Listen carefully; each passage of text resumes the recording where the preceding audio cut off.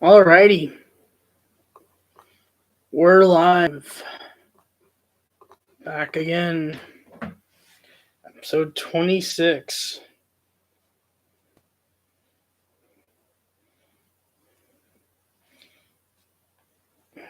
Start in a moment.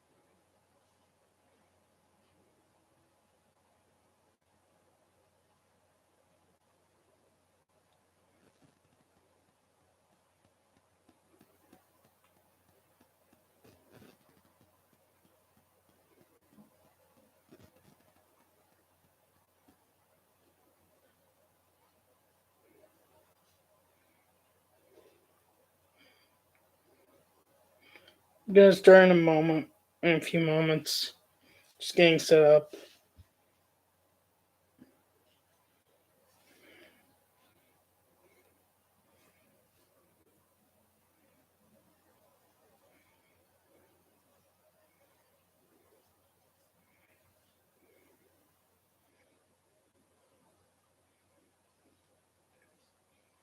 Alright.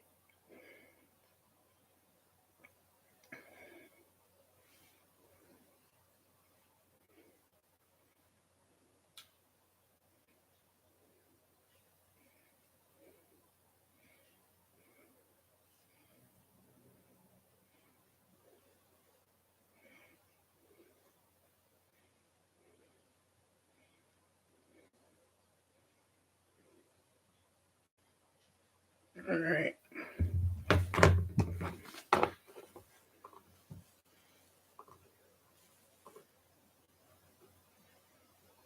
There.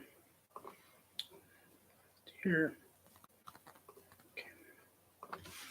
Oh boy. Alright.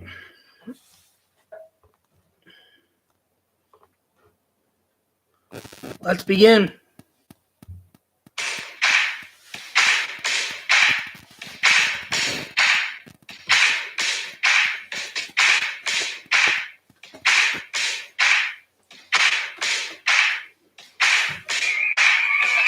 Hello, everybody, and welcome back to this week's episode of Benny in the Booth podcast. On this week's podcast, we got the Sweet 16 and Elite 8 rounds to recap with predictions for the Final Four and every case scenario of what could be for the National Championship game. Big MLB news, NFL news that's popped up, and NBA weekly recap and more coming up. Hello, everybody. Welcome back to this week's episode of Benny in the Booth podcast, episode 26. Thank you so much for the support to this point. Obviously, this week, other than just the podcast, Thursday is the early access MLB The Show opening night stream for getting to the 75 to 100 subscriber range I was hoping for. By the deadline, that will be starting Thursday, March 31st. I plan to start probably around 11:45.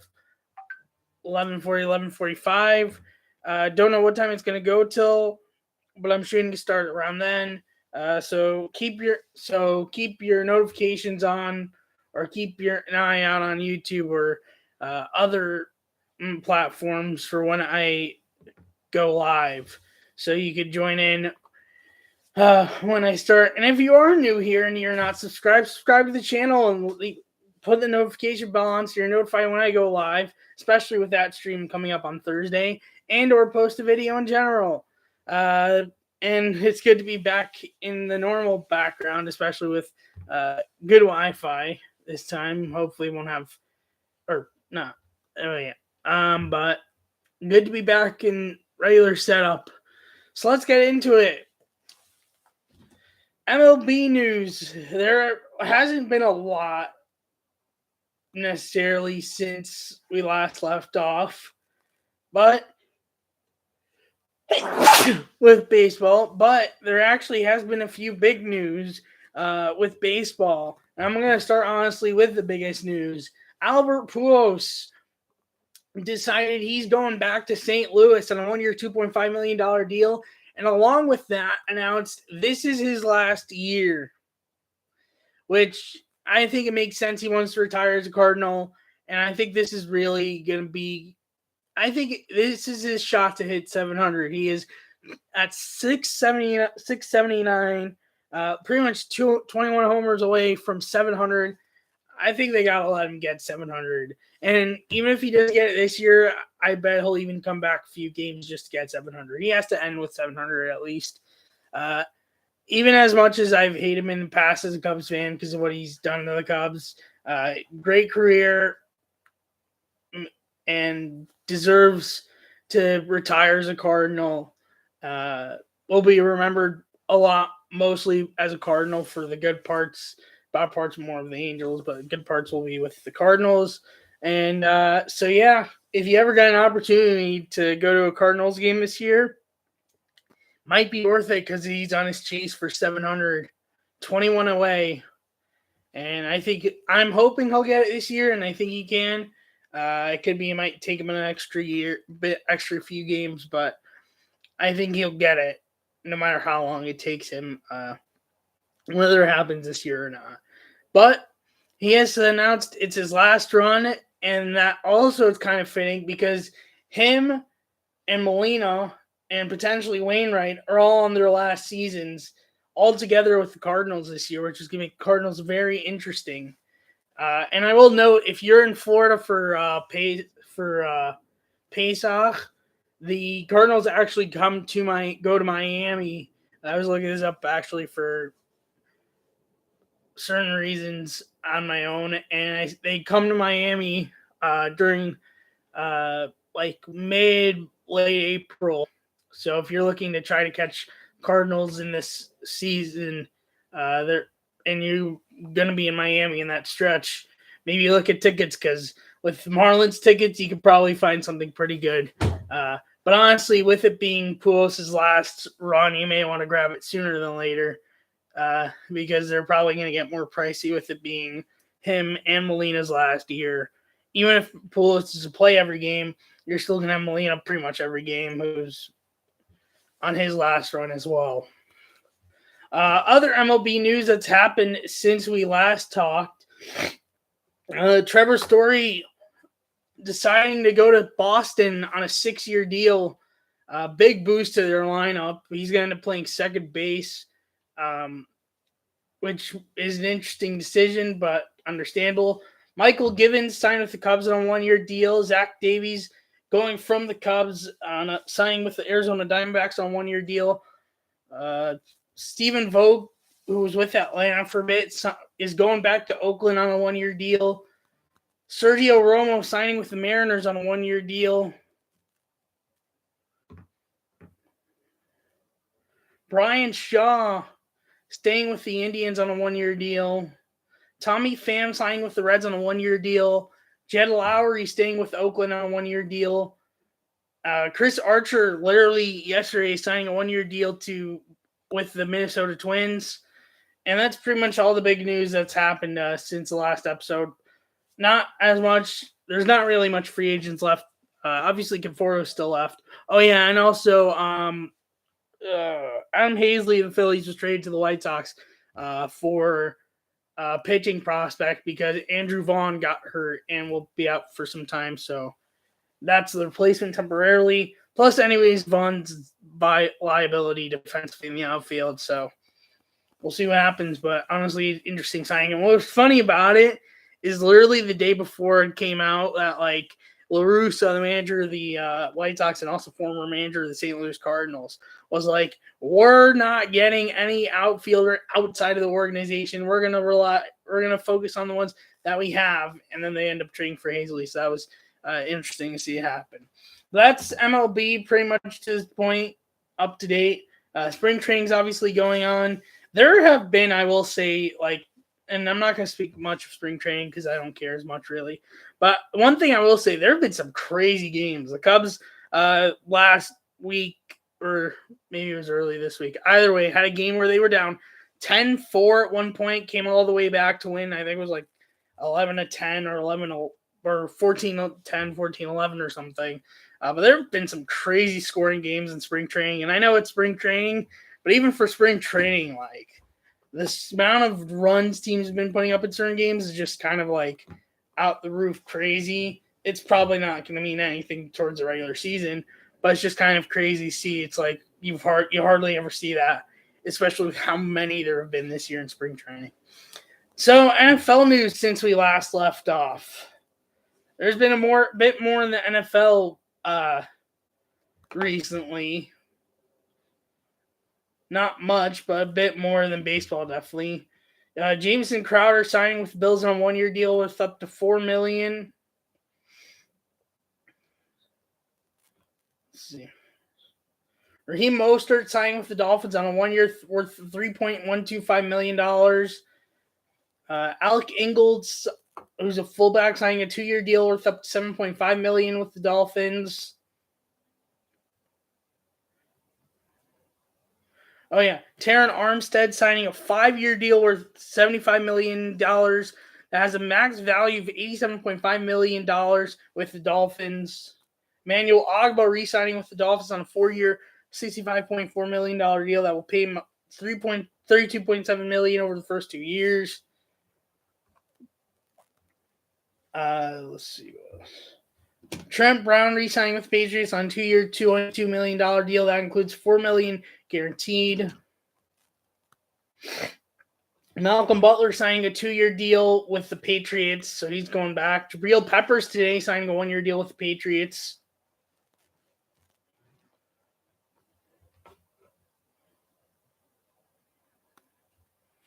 Greg Zuerlein signed with the Jets.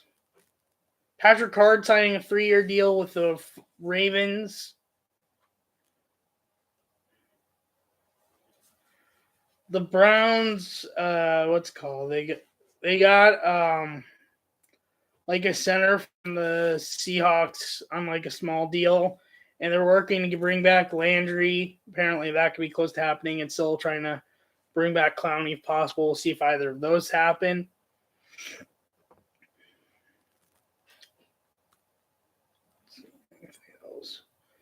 Oh,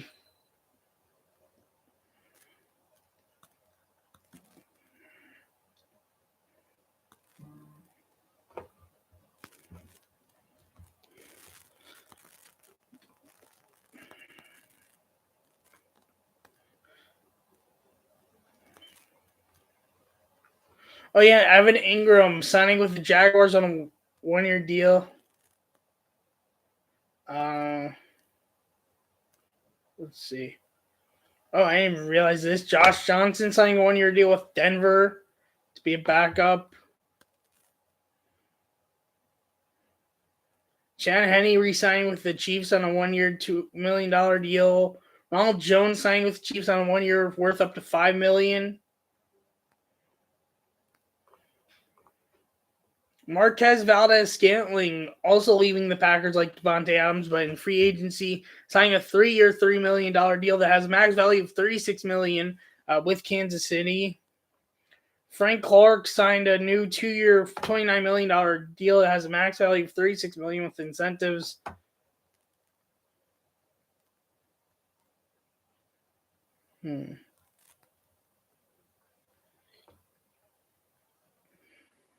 That's pretty much it for AFC. NFC. The Cowboys brought back Leonard Vander Esch on a 1-year deal.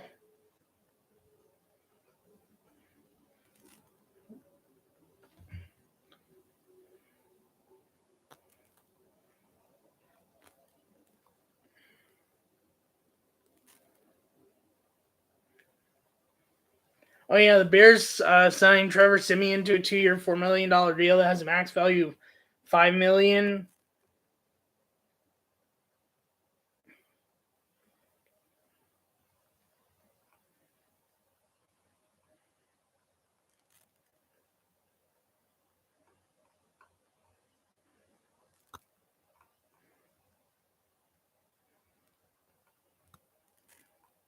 Yeah, so not really. That's relatively it, even for football. It's not much news this week, but a few headlines here and there. But that's MLB and NFL news as of right now. So that's for NFL. March Madness, Sweet 16 results. In the West, Sweet 16, we started off in the west side of the bracket. Gonzaga, once again, not being able to even get to make much of a run as they fall in the Sweet 16 to the number 4 seed Arkansas, 74-68. And also in the west side of in the West region, number 2 Duke beat number 3 Texas Tech 78-73. In the East region, number 8 seed North Carolina beat the 4 seed UCLA 73-66. And number 15 seed St. Peter's kept their season alive at least one more round, beating Purdue 67-63, Purdue being the 3 seed. In the South region, number 5 seed Houston beat number 1 seed Arizona 72-60. And number 2 seed Villanova beat 11 seed Michigan 63-55. In the Midwest region, number 1 Kansas beat number 4 Providence 66-61. And Miami, Florida's 10 seed beating 11 seed Iowa State 70-56. Which this is Miami's first time in the Elite 8 ever. That's it for this Elite 8 recap. With my predictions I made last week, I ended up going 4-4. And for the podcast predictions of rounds, I'm 30-14. And then Elite 8, which is just one matchup in each region, the regional finals basically. Number 2 Duke beat number 4 Arkansas 78-69 for the West region. And Duke's in the Final Four, continuing their run. The East region, 8th seed North Carolina beat 15 seed St. Peter's, ending St. Peter's' miraculous Cinderella run 69-49, which it was just utter domination by North Carolina from beginning to end. In the South region, number 2 seed Villanova beat number 5 seed Houston 50-44. And the last game in the Elite 8, number 1 seed Kansas beat number 10 seed Miami, Florida 76-50. First half being all Miami, second half being all Kansas, as Kansas won that game. And that is the recap from the last 2 rounds. So now for this week's predictions, I'm going to give Final Four, obviously. And I'm also going to give predictions for every single case scenario that's possible for the national championship game, just to make it easier. So, and also, like, why I do this round compared to other rounds is because this round there's like only 4 different possibilities versus all the other rounds there's like a plethora of possibilities within each set. So for my Final Four predictions, which all the games will be on April 2nd in the Caesars Superdome, well, both the Final Four and the championship game will be in the Caesars Superdome in New Orleans, Louisiana. The Final Four being both on this Saturday, April 2nd, and the Natty game being on Monday, April 4th. The first matchup being number 2 seed from the South, Villanova, against number 1 seed in the Midwest, Kansas. That game will start at 6:09 p.m. and that will be on TBS. I have Kansas winning this game. And then the other game will be the 2 seed from the West, Duke, versus the 8th seed from the East, North Carolina. That game will be on 8:49, also on TBS. All these games basically are on TBS for the rest of the tournament. I have Duke winning that game. So once again, I have Kansas and Duke for the national championship. But obviously, I'm going to give predictions for every case scenario possible. And I'm going to say something before I finish my predictions, because this is something I do want to know when I was making predictions. It was kind of tough with Duke because on one hand, I wanted to pick Duke, and I ended up having them if they make it to the championship no matter what. Spoiler. But because it's like Coach K's final run, it'd be a fitting end for him to end with a national championship. But on the other hand, my hesitancy was Duke's history in the bracket, where they just find these ways to choke somewhere down the line, whether it's round before, or in the national championship game. They haven't won it since 2015, and I was just like hesitant. But at the end of the day, I was like, I think they got to do it for Coach K. So if they're in it, and I'll go over the case scenarios for Duke. If Duke's in it, which would either be against number 1 from the Midwest, Kansas, or against number 2 seed from the South, Villanova, I have them winning either way. The other possible case scenarios is number 1 seed from Midwest, Kansas, against the 8th seed from the East, North Carolina. I have Kansas winning in that case scenario.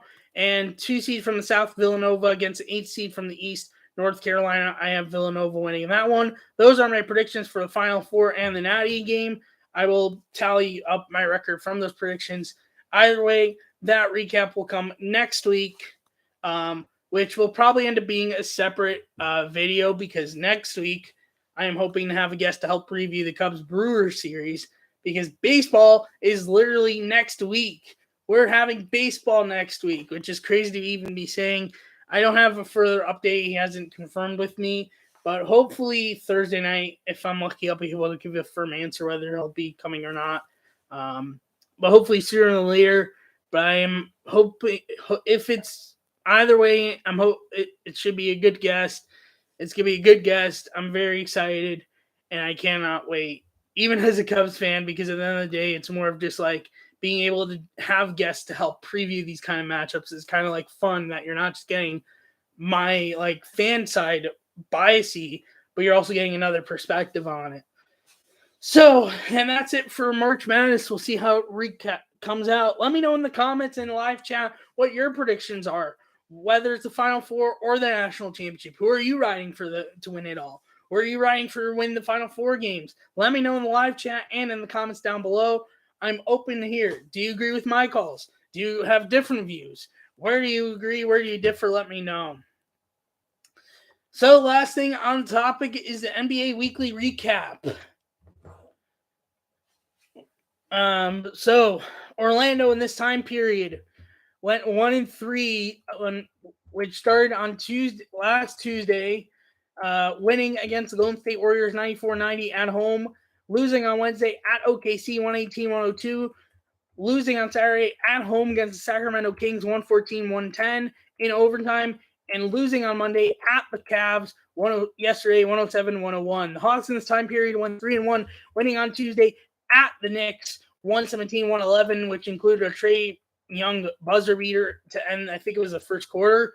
Losing on Wednesday at Detroit 122-101. Winning on Friday at home against the Golden State Warriors 121-110.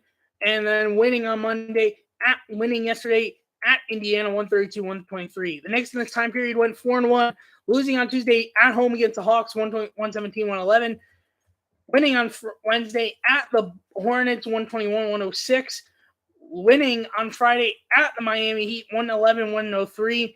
Winning on Sunday at the Pistons 104-102.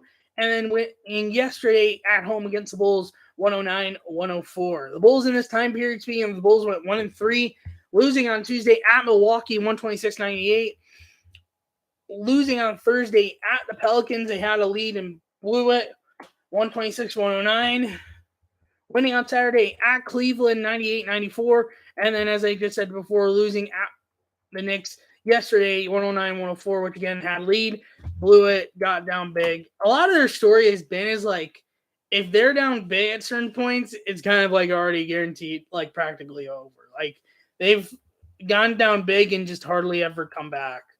And I just kind of like at this point, like if they're down like double digits or big double digits at that point, I'm just like, okay, next, move on. That's practically what it's been. We'll see if maybe that changes between now and the playoffs. Anyways, Milwaukee in this time period went 2-1, winning on Tuesday at home against the Bulls 126-98, winning on Thursday at home against the Wizards 114-102, losing on Saturday at the Grizzlies 127-102 and 127-102.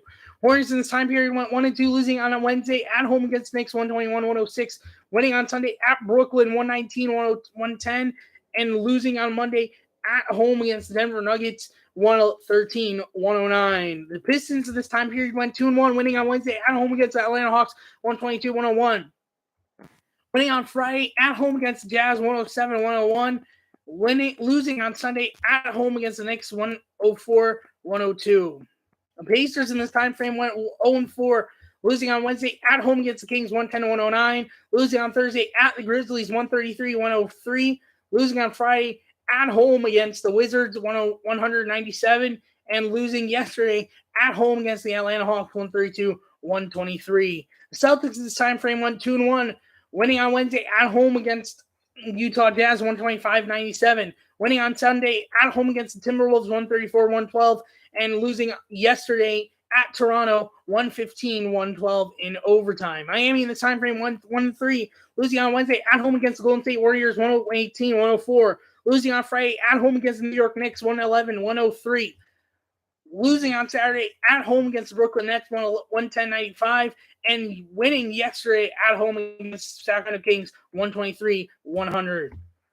The Brooklyn Nets in this time period went 1-2, losing on Wednesday at Memphis 132-120, winning on Saturday at Miami 110-95, losing on Sunday at home against the Charlotte Hornets, almost said Bobcats. At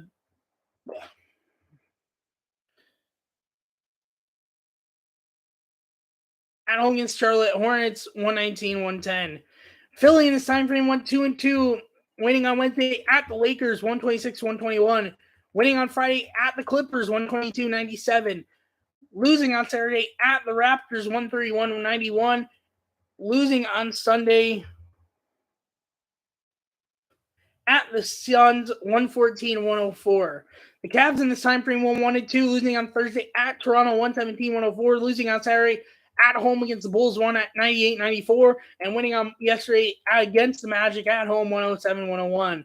The Raptors in this time frame went 3-0, winning on Thursday at home against Cavs 117-104, winning on Saturday at home against Pacers 131-91, and winning yesterday against the Boston Celtics 115-112 in overtime. And the last team in the East for this weekly recap, the Wizards this time frame went 2-1, losing at home at Milwaukee on Thursday 114-102, winning on Friday at Detroit 197, winning on Sunday at home against the Golden State Warriors 123-115. That's the weekly recap for the East. For the Western Conference, the Warriors in this time frame went 1-4, losing on Tuesday at Orlando 94-90, winning on Wednesday at the Heat 118-104, losing on Friday at the Hawks 121-110, losing on Sunday at the Wizards 123-115, and yesterday losing at Memphis 123-95, where they were dominated a lot, if not pretty much the whole game. 1 second here. The Clippers in this time frame went 2-1, losing on Tuesday at Denver 127-115, winning on Friday at home against Philly 122-97. Oh, yeah, and wait.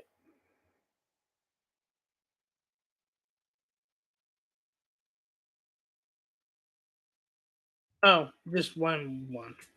Oops. I'm missing a game.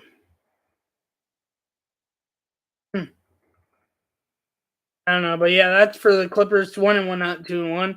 The Nuggets in the time frame went 3-1, winning on Tuesday at home against Clippers 127-115, losing at home against Phoenix 140-130, winning on Saturday at home against the Thunder 113-107, and winning yesterday at the Hornets 113-109. The Kings in this time period went 2-1, winning on Wednesday at Indiana 110-109, winning on Saturday at Orlando 114-110 in overtime, and losing yesterday at Miami 123-100. Utah in this time period went 0-3, losing on Wednesday at Boston 125-97, losing on Friday at Charlotte 107-101, losing on Sunday at Dallas 114-100. Memphis in this time period went 4-0, winning on Wednesday at home against the Nets 132-120, winning on Thursday at home against the Pacers 133-103, winning on Saturday at home against the Milwaukee Bucks 127-102, and winning at home against Golden State Warriors 123-95. The Phoenix Suns this time period went 3-0, winning on Wednesday at home at Minnesota 125-116, winning on Thursday at Denver 140-130, and winning on Sunday at home against the Philly 114-104. The Timberwolves in this time period went 1-2, losing on Wednesday at home against Phoenix 125-116. Winning on Friday at home against the Dallas Mavericks 116-95, losing on Sunday at Boston 134-112. OKC in this time period went 2-1, beating the Thunder, just to give full of what I mean by OKC. Winning on Wednesday at home against Orlando 118-102. Losing on Saturday at Denver 113-107. Winning yesterday at Portland 134-131 in overtime.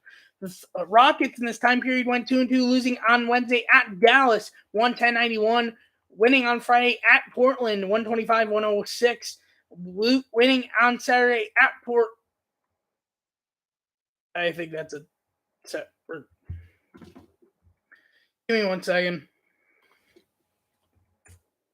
Something seems off here.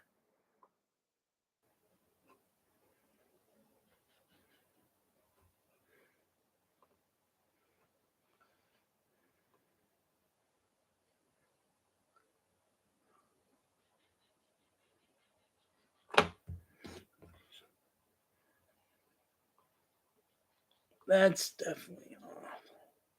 Where is that at?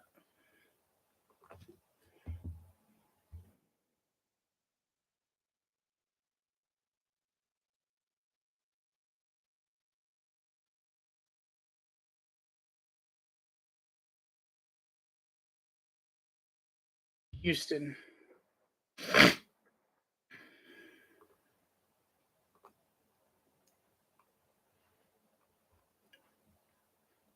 So they did face them Friday. Oh, they did both days. Okay, that wasn't a typo. Just wanted to make sure. Houston. Oh, I just lost track. Then they once again played Portland. Just give me a second here.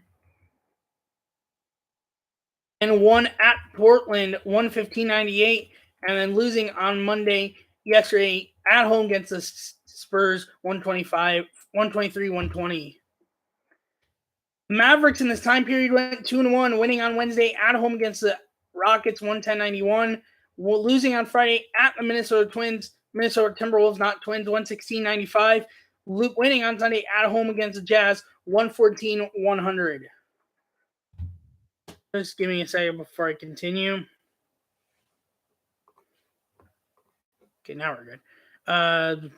Here we go. The Lakers in this time period went 0-2, losing on Wednesday at home against Philly 126-121, and losing on Sunday at New Orleans 116-108. We're good. Spurs in this time period went 3-0, winning on Wednesday at Portland 133-96, winning on Saturday at New Orleans 107-103, and winning on yesterday at Houston 123-120. Portland in this time period period went 0-4, losing on Wednesday at home against Spurs 133-96, losing on Friday at home against Houston 125-106, losing on Saturday at home against Houston again 115-98, and losing yesterday at home against the Thunder 134-131 in overtime. And last but not least for the West and all the teams for the weekly recap of games, the Pelicans went 2-1 in this time frame, winning on Thursday at home against the Bulls 126-109, losing on Saturday at home against Spurs 107-103, and winning on Sunday at home against Lakers 116-108. And that's weekly recap for games from this past time period. Update on the standings in the East. Well, for both, but starting with the East. The Miami is your 1 seed, 48-28 on a 1-game winning streak, having their division clinched, followed by the Sixers, who are 46-28 as a 2 seed on a 1-game losing streak, followed by the 3 seed Milwaukee Bucks, 46-28 on a 1-game losing streak, followed by the 4 seed, who's Boston, 47-29 on a 1-game losing streak, followed by the Bulls, who are the 5th seed, 43-32 on a 1-game losing streak, followed by Toronto, the last one that would not be in playing game if the playoffs were today, as a 6th seed, 43-32 on a 3-game winning streak. The 4 teams are in the playing game. 7th seed Cavs, 42-33 on a 1-game winning streak. Brooklyn, 8th seed, 39-36 on a 1-game losing streak. Charlotte, the 9th seed, 39-37 on a 1-game losing streak. And Atlanta, the 10th seed, 38-37 on a 2-game winning streak. The 2 teams right now outside the playoffs that are not officially eliminated. The Knicks are your 11th seed, 34-42 on a 4-game winning streak. And the Wizards, who are your 12th seed, 32-42 on a 2-game win streak. And then the teams eliminated in the East, Indiana 25-51 on a 4-game losing streak. Detroit 20-55 on a 2-game losing streak. Orlando 20-56 on a 3-game losing streak. For the West standings, Phoenix is the 1 seed, 61-14 on an 8-game winning streak, having clinched the Western Conference, probably meaning they basically gonna pretty much ceiling like top spot. Followed by the 2 seed being Memphis Grizzlies, 53-23 on a 5-game winning streak, clinching a playoff spot. Golden State Warriors, your 3 seed, 48-28 on a 3-game losing streak. 4 seed being Dallas, 46-29 on a 1-game win streak. Utah being the 5 seed, 45-30 on a 4-game losing streak. And the last team that's not playing game is if the playoffs were today. Denver's the 6 seed, 45-31 on a 2-game win streak. The 7th seed, the first playing team if the playoffs were today, the 7th seed being Minnesota Timberwolves, 43-33 on a 1-game losing streak. 8th seed being the Clippers, 36-39 on a 5-game losing streak. Pelicans being the 9th seed, 32-43 on a 1-game win streak. And the Lakers, the 10th seed, 31-43 on a 2-game losing streak. The 3 teams not eliminated officially in the West, Lakers being the last one that would be playing games for playoffs for today. The 3 teams not officially eliminated in the Western Conference. 11th seed is the Spurs, 31-44 on a 4-game win streak. Portland, the 12th seed, 27-48 on a 4-game losing streak. Sacramento, the 13th seed, 27-49 on a 1-game losing streak. And the 2 teams eliminated officially in the West from the playoffs. OKC Thunder, who are 22-53 on a 1-game winning streak. Houston, who's 20-56 on a 1-game losing streak. And that is a standings update. The schedule for tonight in the NBA: Milwaukee at Philly at 7, Chicago at Washington at 7 as well, Detroit at Brooklyn at 7:30, Lakers at Mavericks at 7:30, and Utah at the Clippers at 10 p.m. That is the NBA Weekly Recap, and that is this week's episode of the podcast. This will not be the last time I will be live this week, and hopefully you'll all join me later this week. Let's wrap this up.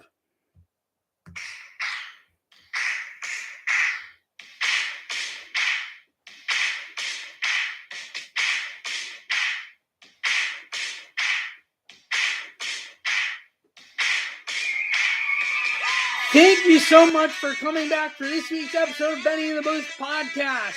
On next week's episode, we will have the Final Four and first we will have hopefully having the guest to preview the Cubs opening week of the series. But aside from that, we will have the Final Four and the championship game to recap. MLB news to wrap up as we get into opening day. More NFL news and NBA Weekly Recap as usual. And obviously, Thursday we will have the MLB early release opening night stream, which will be a bit of a different look setup on the stream just based on how it's viewed, how it's set up with the console, because I'm streaming off the console. Don't forget to tune in for that stream Thursday, probably start 11:45 p.m. Eastern time. Not sure how long it will go, but it will be a fun stream, and I cannot wait. Thank you for watching. Subscribe if you're new. Turn on the notification bell so you're notified when I go live or post a video. Thanks for watching. See you Thursday. Goodbye.